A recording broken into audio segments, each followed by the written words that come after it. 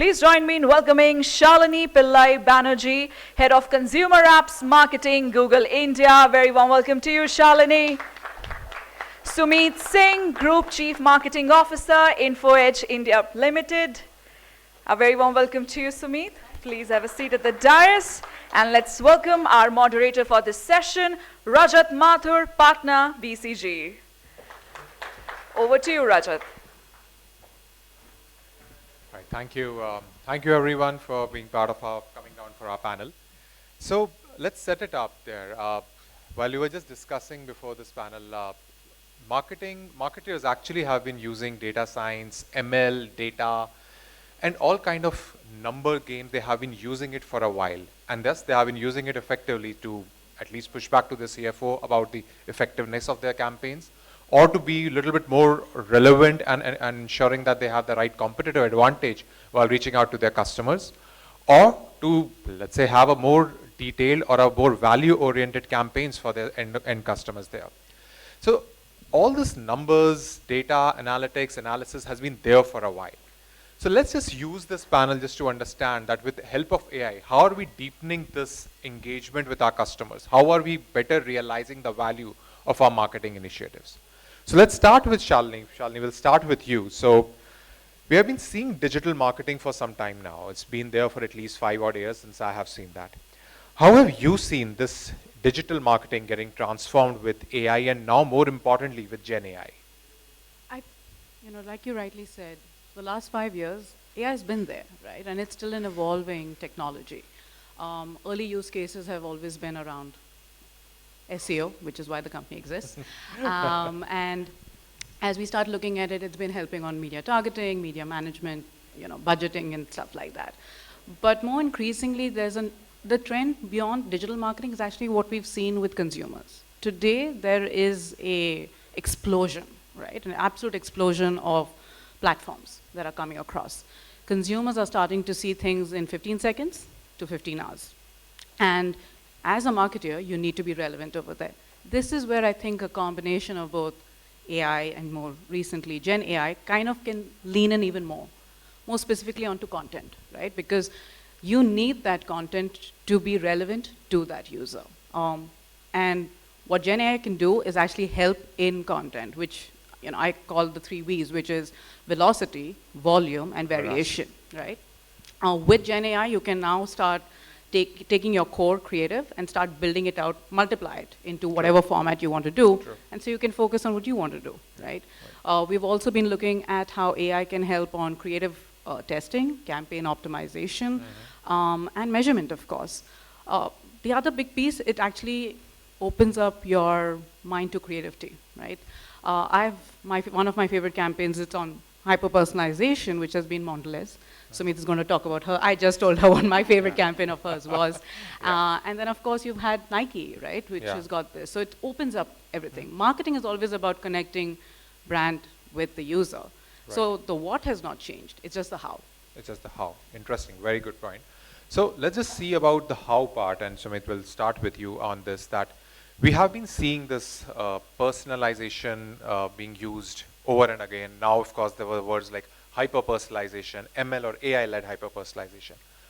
What kind of recent trends you are seeing based on your experience in the market which are driving this hyper-personalization at scale? So I think at least the businesses which we run, our customers and our consumers have always expected a personalized experience, right? Sure. Anybody coming on to Naukri feels recommendations should be personalized to me, right? And similarly for Jeevan Sathi, I'm looking for a match. I've told you what I want. It has to be absolutely that, right? So I think about a decade ago, what you realized was that you started doing two-way matching. You started doing more collaborative models, right? True. Rather than just parametric models. What your consumers are expecting today is hyper-personalization. And I think that is a big I think it starts from really the social media channels. You look at Insta Reels, you look at Facebook, you look at a lot of properties on YouTube, etc. They've kind of personalized it so well for you that if you get your first search right, it really gets what you like, right? What is your taste in music? It'll keep surfing that. You don't have to keep putting in stuff. And that has spoiled the consumer for hyper-personalization. So I think so we've been using AI actually now for about 12 years, right? We did our first predictive models for marketing way back actually in 2009. But what we're now seeing is that with the use of certain technologies, you can actually go to each level and you don't just need cohorts now. So user journeys are getting better defined, you know. Got it. Something that we were all talking in the speakers lounge was about how the same ad or the same notification or the same message on WhatsApp can now be served to all three of us with the same message, but with images that we like, right? So the offer is same, the message is same, but today it is enabling a team to kind of hyper-personalize. We've also used it a lot on the marketing front, right? We've kind of just used Gen AI very recently for a campaign in Jeevan Sathi, which we did with an influencer, of course, called Nimrit Khera, and a company, you know, which enables technology.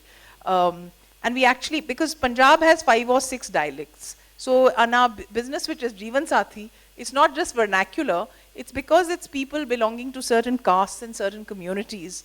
They're very particular about this dialect is not mine, so this is not seeming, you know, this is not the Waba Punjabi, or this is not here, or things like that. So we could actually use AI technologies to get to that level. So it wasn't just language, but dialect level. I don't think we could have done something like that if some of the newer age Gen AI technologies were not there. And we saw great success, you know. We kind of, on our business metrics, we saw registrations from Punjab grow by 35% in that week. So it worked as well, right? So those are some of the things that we are kind of using for hyper-personalization. Very interesting. So it's a segment of one or a 1:1. We have been talking about segment of one also for some time, but now it's one person, but maybe different ways of targeting it, and maybe leveraging some influencers along with AI to have a better dent in the on that front. Interesting. So let's keep building on that. Now we talk about the hyper personalization on the consumer front on that side. Let's just walk us through the entire consumer journey. Within this consumer journey, what all other areas you think are being impacted by AI? I mean, it's the era of everything, everywhere, all at once, right? So you kind of have to think every piece that is starting to happen. And, you know, Sumeet talked about it, notifications. So the first part that we had talked about was campaigns and making campaigns that are personalized, that are there. But anything and everything that you're starting to look at them, it starts coming in over there. So the consumer's journey is not unidimensional, right? It's across different platforms, it's across different things that they're starting to do. One of the things that we keep doing on Google Pay is actually run a lot of on-app programs. So how many of you all have scratched my favorite card, scratch card? No? Yeah. So, you know, those are actually multiple experiments that we're able to run simply because of AI, right? We're actually looking at each data, looking at what can actually work in terms of signals, what's the kind of metric you're trying to do, which actually helps to optimize ROI. We look at the same thing when we're running our gamification campaigns, because the way to communicate to your user is not always the same, right? That 130 character you're sending on notification can actually be that zero cost media channel that drives a lot more revenue for you. And thinking through that copy is also extremely important. Got it. So I think that's what the consumer journey, it's everywhere. And you have to start thinking how you're starting to inform them relevant to that need. Context is extremely important at that time. So if we see that's what's been changing quite a bit. So you have been doing these experiments like A, B, C, D, E, and you can do any number of tests now. So are these, some of these experiments also can be short-circuited with AI? Like for example, why do I have to run this campaign on 20 cohorts? Can I just have some simulators from AI who can help me reduce this from 20 cohort to let's say 5 cohorts? I think the fact is you can have 1,000 experiments running at the same time. So I wouldn't call the duration being the issue. The fact that you can actually break down your entire audience into multiple sizes and segments and learn from them can work. And then actually build what is scaling, right? So that's what's important. I think what can start happening is that you're able to scale faster because you're able to learn faster also. Interesting, got it. Now Sumit, let's keep building on this. One of the other things, and you touched about Gen AI. Now, Gen AI has been, we have been seeing, I mean, I think in that, while she was introducing us, she also talked about Gen AI. Help us understand, what is the real potential of Gen AI? Is it really, really making a dollar impact or a rupee impact on the people who are using it? Or is it too early, or is it just another hype like many other technologies have been in past? I wish I knew the potential. I don't. Because I think we're just scratching the surface. Um, so we are using Gen AI in 3-4 different areas. One area is performance marketing, you know, and it's already shown us great results, both in terms of efficiency, you know, as Shalini said, you don't want to limit your cohorts actually, because it enables you to actually now from 100 cohorts go to 10,000 cohorts and actually hyper-personalize, right? And then there are tools that allow you to do creatives for scale as well, because even if you could cohort earlier with AI, you did not have a way that you could actually generate 1,000 creatives in 2 hours and put them out on a Google AdWords account or on Insta. So we're seeing a lot of efficiency in performance, which is very easy to gauge. It's led to about 30 to 35% gains in certain businesses like 99 acres, which is real estate, and therefore extremely hyper-local by its nature itself. True. You know, then we're using it as brand managers. We're using it for better content generation. We're using tools like Midjourney. We're using tools like Synthesia for videos. We have a business in the Gulf, you know, Naukri Gulf, and the marketing team sits here. So it's not very easy to get that dialect. Whenever we do something in Bombay with the VO artists, people living in Sharjah or in Dubai know that this is not a person who's from here, right? And we've kind of turned out 28 videos in 2 days with a genie. We've called her Nadia, you know, so Synthesia's kind of given us that, right? I don't know what it is going to result in terms of results, because we've just put it out 2 weeks ago. But as a marketing team, it's enabling us to do a lot of content, which is saving us actually production costs and agency retainership fee.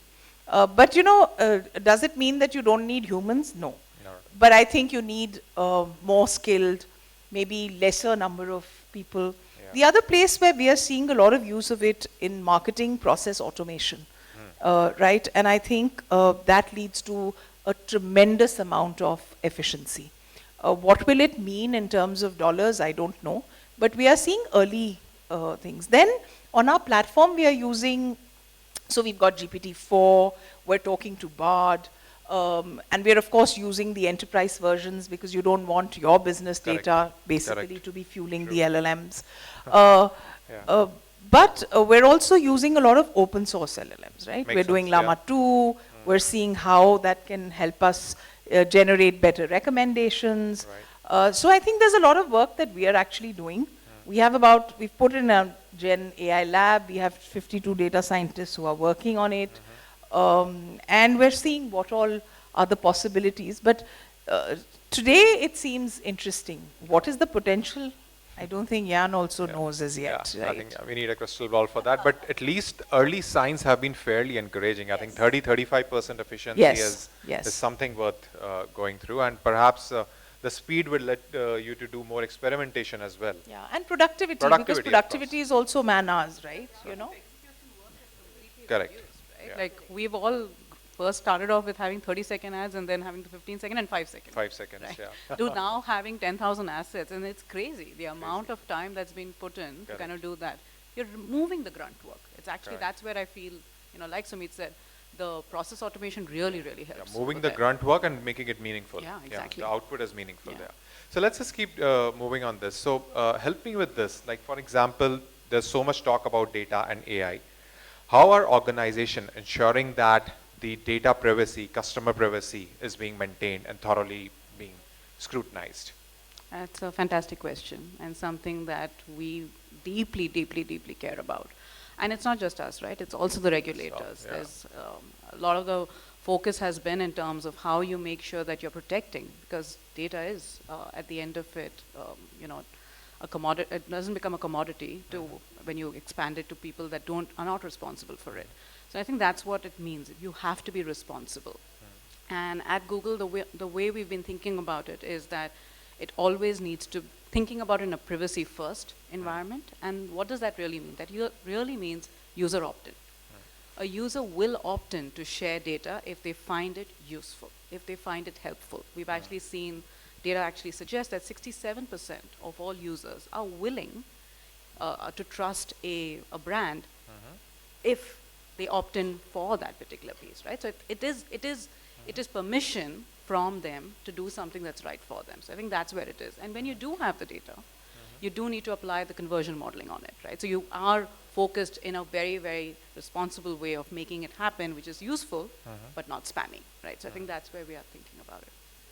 Very good. I think one of these concerns, I think 67% is a big number.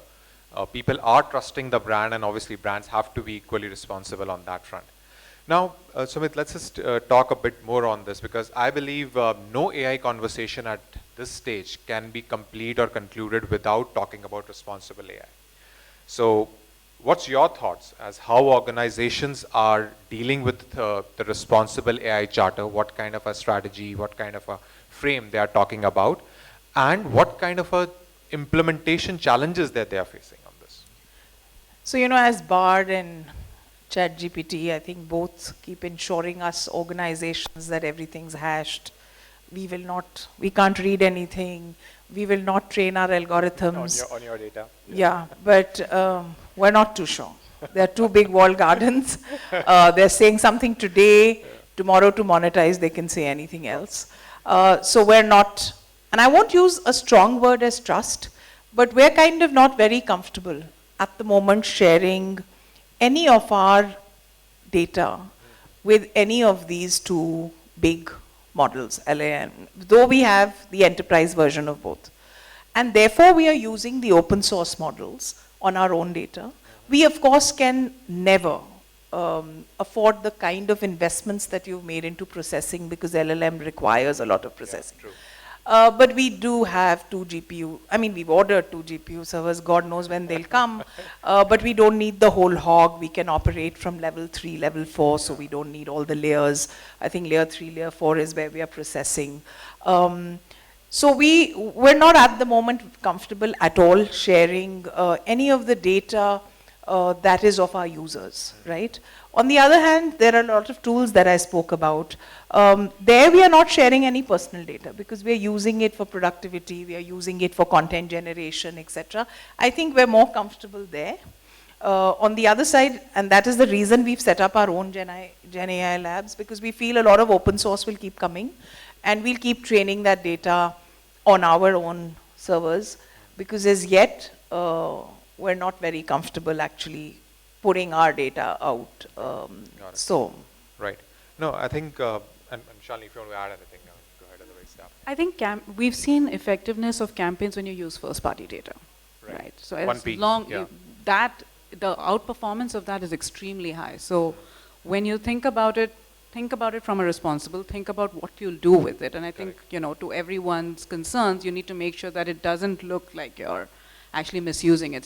That's why the key thing on responsible AI, you have to be bold, but you have to be responsible. Absolutely, and I think more and more organizations are putting up, as Sumit said, there is a Gen AI lab, but they're putting up, I would say, custodians there to ensure that there is a responsible AI charter. There are minimal to no biases coming out from their models. So they act as the data science is acting, or AI is acting in a more responsible way.